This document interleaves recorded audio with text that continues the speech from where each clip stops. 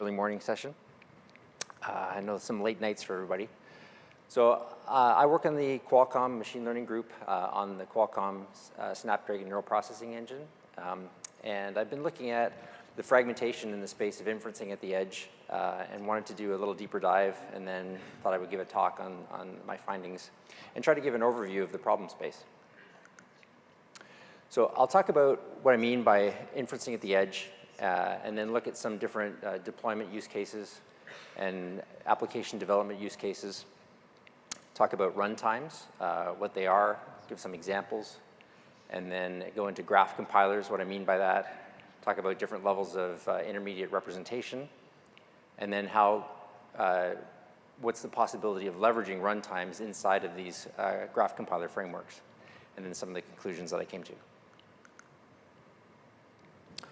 So typically, you'd have big servers with honking NVIDIA GPUs and so forth in the cloud that you'd be designing and training models on with millions of images.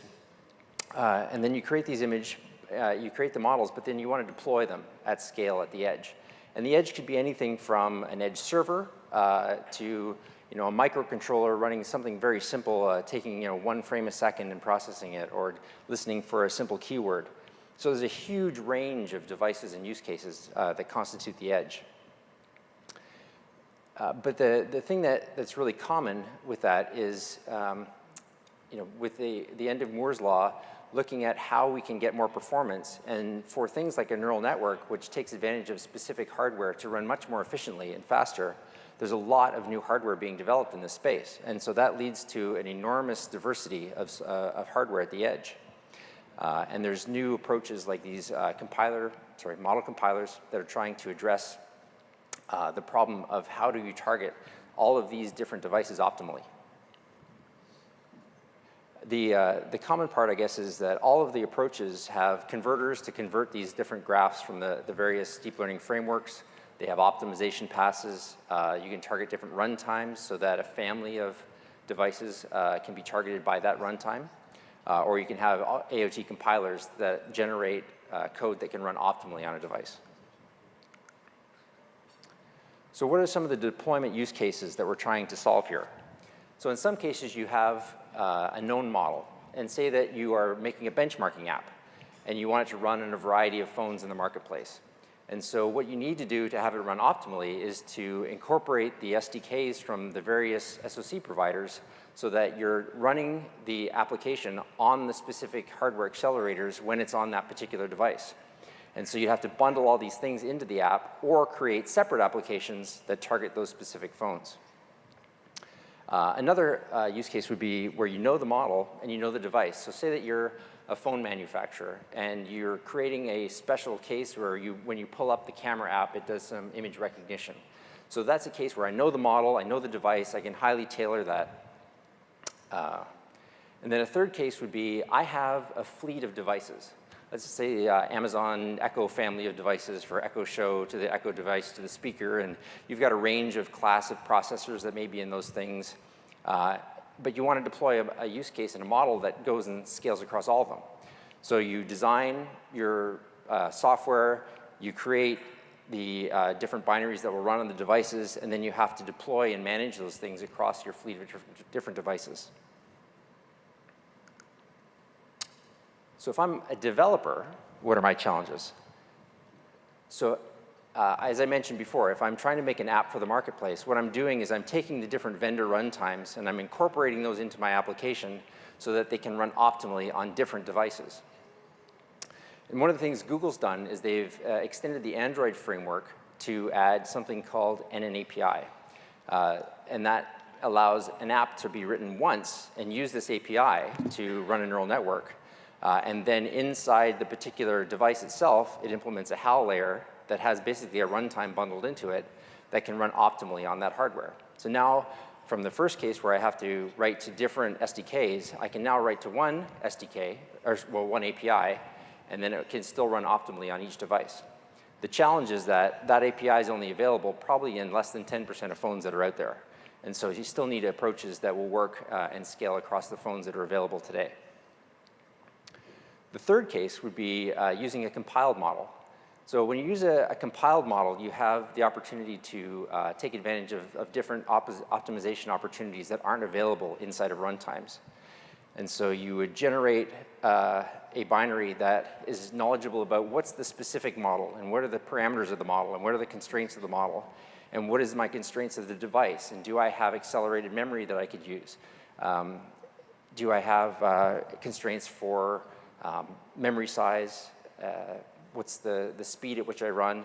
What are the different hardware blocks that are on that specific device? And then generate apps that can run for that specific device. So I talked about runtimes, and I don't know how many people are familiar with what a runtime really is, but I'll go into a few examples and show it in a little more detail. Basically what you have is you have a model that's been created by one of the different frameworks, like TensorFlow, or say PyTorch, and then converted to Onyx, and you have a frozen model.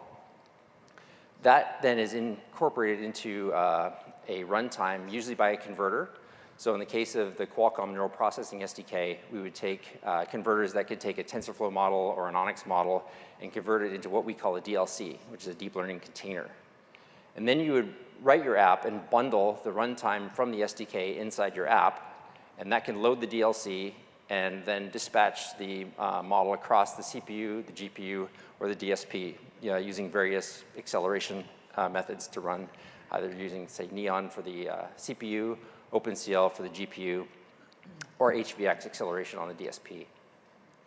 Alternatively, you could write an application that uses TF-Lite. So you take a TensorFlow model, you convert it using the TensorFlow Lite converter. It would generate a .tf-lite file, and then you would create your app and bundle the TF-Lite libraries with it. But TF-Lite is trying to do something different. It's not targeting a specific device and a specific hardware. It's trying to scale across a range of devices. So it uses generic interfaces. It uses the generic CPU interfaces for ARM to target all ARM devices. It uses OpenGL instead of OpenCL because in the case of Android, OpenCL is not an interface that's guaranteed to be present. And so that can work across a variety of different GPUs. And then they also support NN API, which I mentioned earlier. So in the case of NN API, if you see that box at the bottom, right over here, and you look at the next slide. So if I have that and I create my application, I had talked about earlier how when you use NN API, it will run on the runtime. So in the case of a Qualcomm device, it would reuse those same components that are in the Qualcomm Neural Processing SDK and use them in the context of running on device when you're using Android. So another example of a runtime is ARM-NN. And ARM-NN can directly read, in fact, certain model formats. And then you would bundle the ARM-NN libraries with your app. And they can target CPU across a range of different classes of ARM SoCs. It can target the Mali GPU specifically in an optimal way. But it also provides a generic plugin framework so that if I wanted to port, for instance, the Hexagon DSP backend, I could incorporate a runtime that could support that backend or some other TPU or something else. So it's a generic framework that can support a variety of hardware. So you would think, well, there's all these different runtimes, but the CPU is the CPU, and clearly no one would re-implement the same thing over and over again. But you would be wrong. And in fact, all of the different runtimes generally do seem to redo these same things over and over. And so in the case of ARM-NN, it's using the ARM compute library to implement the CPU ops. In the Qualcomm Neural Processing SDK, we have our own internal math libraries that we use for acceleration. For TensorFlow Lite, they've written their own custom kernels. And for the Android NN HAL, they have again written different custom kernels. OK, so that's runtimes. So what are the other approaches? So graph compilers try to solve the problem of addressing the limitations of a runtime. So a runtime has to support all models not knowing what the model is a priori. It has to support a range of hardware devices, so you don't have to have a runtime per version of the SoC, for instance. And this is to step outside of that and think of how can they generate the most optimal binaries that can run on a specific device. So there's a bunch of different graph compilers. Onyx Runtime is a runtime, but in general, it has a bunch of backends which in fact do compilation. TVM is a project that was created, if you look at MXNet has a bunch of components for NNVM or relay. TVM is a core part of that, but TVM is also used in other projects as well. nGraph is from Intel, and I'll talk about it a little later and describe what its purpose is. It's, again, a little different than the others. ONIC is a heterogeneous compiler that tries to optimize across a variety of different backends. Typically, a lot of the compilers try to optimize for a specific hardware block. But ONIC tries to have metrics about what could be how do you optimize the entire system so that you're dispatching things across the different backends to optimally run that particular network. XLA is from Google, part of the TensorFlow acceleration. And Glow is a project out of Facebook that is targeting, again, a compiler framework using TVM. Sorry, using LVM in that case. So what does it do? What are these things doing? So typically, they take a deep learning framework, and they'll run it through the compiler framework. So they import the graph level information. And in the end, they're going to generate a series of binaries. They're going to break that graph up into pieces that can run on each of the different parts of the hardware. And then you'll have, say, the CPU part that's generated be the scheduler that can schedule and coordinate the dispatch of those things across the different pieces of hardware. So I mentioned nGraph was different. So what nGraph is it's kind of this connector to all things. It wants to take all of these different deep learning frameworks, and it has bridges to import the graph information at the graph level IR. And then it has a plugin architecture where you can plug in to what are called compiler backends. And so you can have a compiler backend that generates something for the CPU or generates something for the GPU or other different frameworks. And so your plugin can actually be another generic thing that can support other things. And you end up with this layer cake of different pieces that form this chain of things to be able to finally generate optimal binaries for your particular hardware. This is predominantly for Intel architecture. And the CPU, for instance, only supports Intel in this particular case. But what's common about all of these things, even the runtimes really, is that they have these 4 different levels of intermediate representations. So you take the graph and you import the graph at the high level. And at that high level, what you're going to do is partition the graph into the pieces that can run on the different parts of hardware. You're going to try to optimize buffer reuse and things like that. There's also different memory layouts. Sometimes you can have like a batch order and then the height and then the width and then the channel depth, and that would be the format of the inputs. You could have another one where you have the batch input and then the channels and then the height and the width. And different frameworks use different layout formats. You then go down to the operator level IR, and now you can do optimizations that are specific to the hardware. You want to do something which could use specific memory layout. Maybe you have fast memory available for that particular part of the hardware. Or you have something that can support different parallelization patterns and loop unrolling. You then go down into the shader level or the AST level.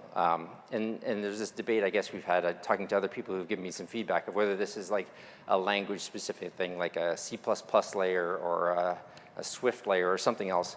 But I think it's really just, if you look at LLVM, it fits, it's used a lot in these cases, and the sort of bitcode layer is where I would draw this.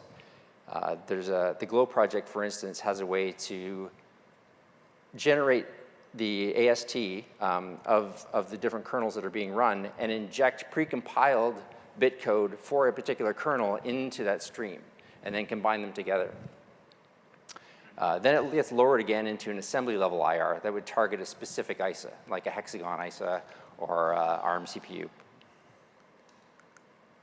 So if I map the different projects into these 4 levels, you'll see sort of where they fall roughly. So if you look at NNVM or the next generation of that called Relay, that's part of the TVM project. It's one of those things that imports a graph and handles manipulation of the graph at a high level. nGraph also takes in things at the top level graph. XLA has a front end part that does that high level IR, as does Glow. But then at the next level down, you have TVM that starts to manage the operator levels. And so there's an operator level IR interface. PlatimL has a similar interface. cuDNN would be an equivalent for the NVIDIA stack. But there's also a backend for XLA that's an operator backend, a Glow IR backend. And then many of these different frameworks then go to LLVM to be able to do the code generation. And that can generate OpenCL code. There's CUDA that can be created as well for, again, NVIDIA stacks. And then that will be lowered again to the specific assembly for the particular hardware being targeted, whether it's ARM or, say, Hexagon or PTX for GPU. So now we have all these compiler frameworks, but most of the SoC providers have runtimes. And how can we leverage these things that we already have and try to help scale these compiler frameworks? So the problem for the compiler frameworks is they've been targeting a fairly narrow range of hardware. But if they want to now go and deploy at the edge, you've got this massive set of combinations that you have to support. So for instance, you've now got all these different frameworks that you can create models from, either it's TensorFlow or Caffe or MXNet or PyTorch. And then you've got different runtimes or compilers that you could use to optimize the graph for your particular application. But then what OS is it going to run on? And then what specific hardware do I want to run on if I'm trying to optimize a bunch of networks to run on an SoC and target particular parts of the hardware for that particular application? I got to manage and lay out all of these different pieces. And so if I'm an app developer, I've got to say, is there a flow that gets me where I want to go? Or if I'm an SoC provider, it's how many of these frameworks can I support? And how many runtimes or compilers can I support on how many different OSs across the different hardware that I have, across all variants of the SoCs? And it's enough to make your mind want to explode.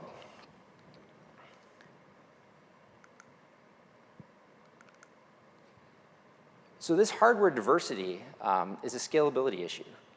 The graph compilers can create things that are optimal for all the different devices, but the cost of it is the complexity and the management of all the different compilers that you need to know, and having descriptions of all of the devices you're trying to target, and knowing their specific constraints ahead of time. So is there a way then to use a runtime, for instance, to try to collapse some of those things and achieve more scale? Or to use ARM compute library, for instance, to scale across multiple ranges of devices and target more of these?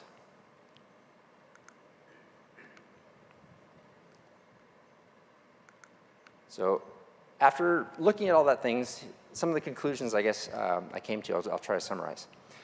So in general, we have framework models that can be converted to different containers or read directly into different runtimes or a graph compiler. And these all have some top-level IR that they ingest a pre-generated graph from that's been trained already.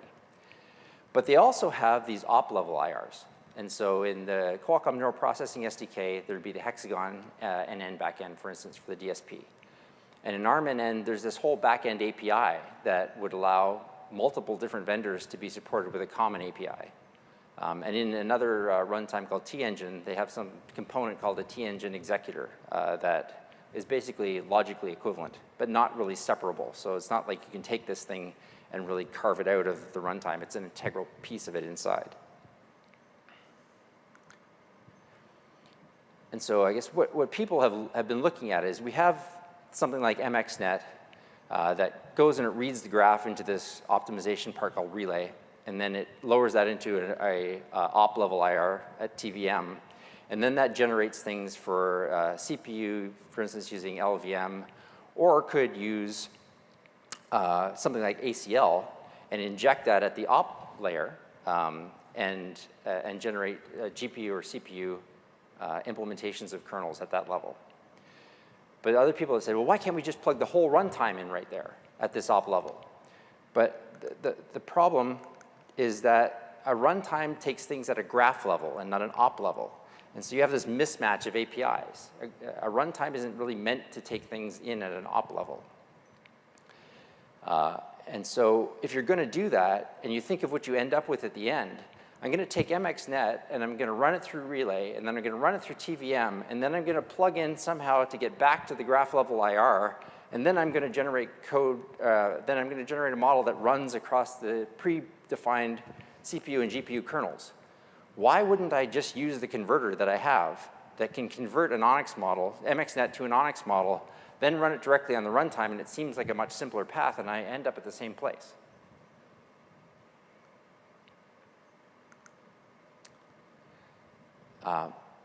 And this wasn't the initial focus of what I was looking at, but if I think about inferencing at the edge for servers, for ARM servers, I think one of the things to potentially consider is there's all this work that's been done inside of nGraph to bridge all of these different frameworks already. And that's the sort of value proposition of nGraph, is it's saying you don't have to create all these converters. The converters already exist. All you have to do is implement these back-end compilers. So you could implement a CPU backend that targets ARM CPUs, and even potentially like a Mali GPU. Or you could have an ARM server with a custom accelerator, and again, you could just add this into the framework, and you'd be able to benefit from all of the converters that exist in the top.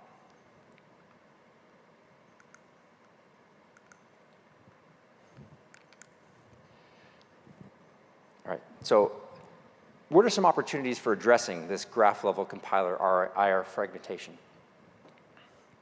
Today, each of the different compilers makes different trade-offs, and they have different benefits. But eventually, hopefully, there'll be some way to grab components out of those and share them more collaboratively. And today, they do some of that already. LLVM's used across many, TVM's used across many. But hopefully, there's things like code generation for OpenCL or stuff that can be more modularized and shared. But there's too many frameworks, there's too many compilers, there's too many formats for an SoC vendor to try to address all of these, for instance. And for a graph compiler creator, there's too much disparate hardware to try to support it all inside the framework. So if I was looking, how do I get the most scale to support this? Most of the frameworks can be imported through an Onyx conversion, TensorFlow being the exception to that. And so, but TensorFlow has a very, very large market share in the space as well. So if I was to target TensorFlow and Onyx as formats, I think that will give me the broadest scale for edge inferencing. But another opportunity would be if these graph compiler frameworks supported a common backend API, something like ARM NN that allows various vendors to plug into, then you'd have a scalable way to inject a runtime into these IRs at something like the TVM level that could then give you more scale. And how could we address the CPU fragmentation? So if I look at ACL, if ACL became a best-of-breed implementation for CPU runtime, because no one's winning any benchmarks on CPU inferencing. It's usually done by hardware acceleration, but the CPU is done for coordination, it's done for fallback, and on certain devices like MCUs, it's done on CPU as well. But having these things replicated in many places makes no sense. And so if we could consolidate the TF Lite CPU runtime and the Android NN CPU runtime and the ARM NN CPU backend, then that would create common code bases that we could all work on. And that paves the way for others to follow, like T-Engine or Mace or Qualcomm's neural processing SDK, and utilize, again, those same implementations.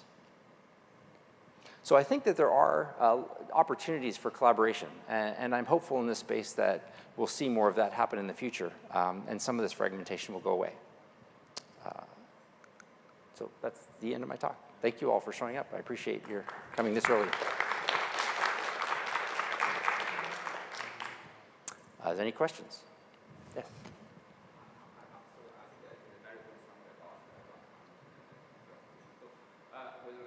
Oh, sorry, one sec. There's a microphone. I'll give you the mic. Hang on, Sammy.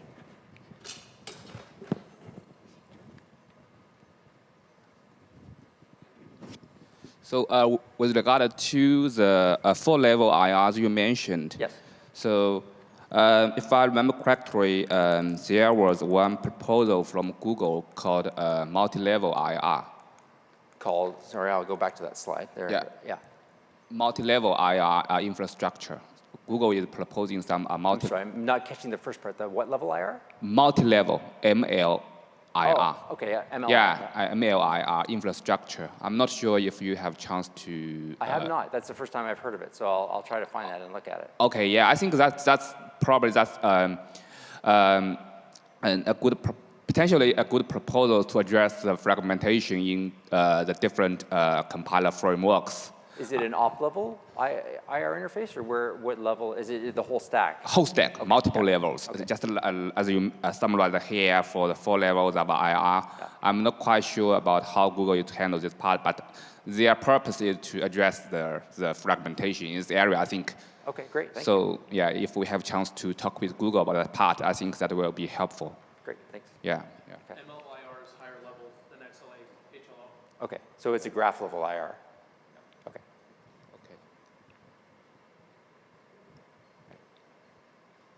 So you mean only there no definition for the low-level IRs? My understanding is that it's, I guess, probably lower level than the graph IR, but somewhere in between HLO, part of XLA. We can chat more after on it. Yeah, sure. Yeah, thank you. All right. Any other questions? Answer? Okay. Thank you very much. Appreciate it.